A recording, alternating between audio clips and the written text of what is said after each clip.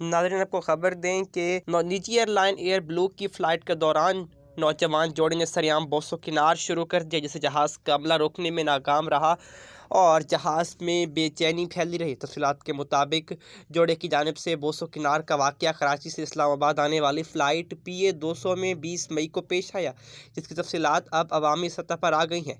यानी शाहिदीन का कहना है कि ये जोड़ा चौथी लाइन में पहले नंबर पर बैठा हुआ था, जिसने दौरान सफ़र बोसो किनार शुरू कर दिया था।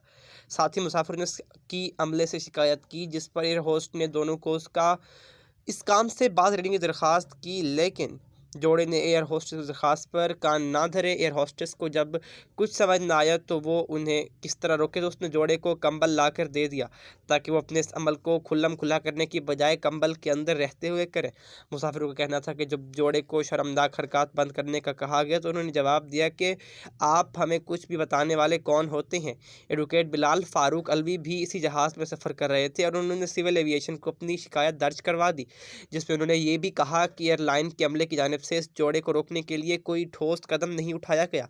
सिविल एविएशन की जानिब से मामले की तहकीकात शुरू कर दी गई हैं। फारूक अलवी ने इस हवाले से सोशल मीडिया पर वीडियो पैगाम भी जारी किया।